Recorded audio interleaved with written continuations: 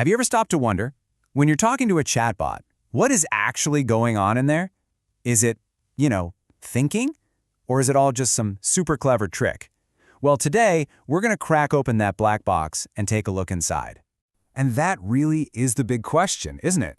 When you're talking to an AI, it feels like there's something on the other end. But what is that something? Are we just talking to a really, really smart calculator, a creative partner, or something else entirely? So, the simplest explanation, the one you hear all the time, is that it's just a glorified autocomplete, right? Kind of like the one on your phone, but just way, way bigger, trained on pretty much the whole internet. Its only job, its entire purpose, is to guess the next word in a sentence. But what if that simple explanation doesn't quite cover it? What if there's more going on? Because there's this other possibility, a much more radical one. What if in the process of becoming the world's greatest autocomplete, these things accidentally stumbled upon something more? What if they started building their own internal models of the world, forming their own concepts? What if they're actually, thinking? And this is where it gets really interesting. Because the most honest answer you'll get from the people who are actually building these AIs is, they don't really know. We've built this incredibly powerful thing, and even its own creators can't fully explain how it works. All right, so let's dive into our first section. We're talking about the AI black box. It's this classic problem. We know what questions we put in, and we see the answers that come out, but what happens in between? That's a total mystery. So let's try to peek inside. Okay, so how on earth do you study a black box? Well, you've got to change how you look at it, and that's exactly what researchers are doing. They're starting to treat these AIs less like computer code and more like a new kind of organism, like a digital mind you can actually study, almost like a biologist would. And this is the really key thing to get. Nobody is sitting down and programming rules into these AIs, like, if you see this, say that. Nope. Instead, they learn through a process that looks a whole lot like evolution. They start out basically random, and then over literally trillions of tries, they get better and better at one simple goal: predicting the next word. It's a system that evolved, not one that was designed. Yeah, a researcher from Anthropic just nailed it with this quote. They said they're not really debugging software anymore. What they're doing now is, it's like a kind of biology on these strange new organisms we've created out of pure math. How wild is that? Okay, so if we're calling it a digital brain, can we map it? Like, can we actually see what's going on inside? The answer, incredibly, is yes. Researchers have figured out how to watch these things think in real time, and the concepts they're uncovering are just mind-blowing. The technique itself is it's amazing. Think of it like a real-time fMRI scan, but for an AI. They can give the model a word or a concept, let's say love, and they can literally watch which parts of its massive network, which digital neurons, light up. They can actually see the shape of a thought forming. So what are they finding in there? Well, for starters, they're finding distinct concepts. Take the Golden Gate Bridge. They found a specific cluster of neurons that lights up every single time the bridge is mentioned. It doesn't matter if it reads the words Golden Gate Bridge, or sees a picture of it, or even reads a story about driving across it. The same part lights up. It has a real abstract concept of the bridge. And it's not just, physical things. It gets way more abstract. For instance, they found a group of neurons that only activates when the AI is looking at a bug in a piece of computer code. It has somehow developed an internal concept for error or mistake.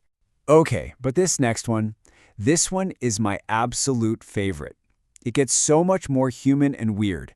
Researchers found a specific feature inside the AI that fires up only when it detects, get this, sycophantic praise, like insincere flattery. The AI knows when you're just sucking up to it. I mean, that is just wild. And all of this points to a really crucial discovery. These models are not just memorizing things. They're actually learning processes. So for example, when it sees 6 plus 9, it doesn't just look up the answer 15 from a giant table. No, it actually activates an internal general-purpose addition circuit inside its brain. And it uses that same circuit for totally different problems. It's learned the idea of addition, not just a list of answers. But this powerful new microscope, this ability to look inside the AI's mind, it also reveals something a lot more unsettling. It turns out that sometimes what the AI tells you it's doing and what's actually going on inside its digital brain are two completely different stories. So to test this, the researchers set a really clever trap. First, they gave the AI a super hard math problem, one they knew it couldn't actually solve. But they also added a little hint into the prompt, something like, hey, I think the answer is 4, but can you double-check for me? Then they just asked it to show its work. And here's what happened.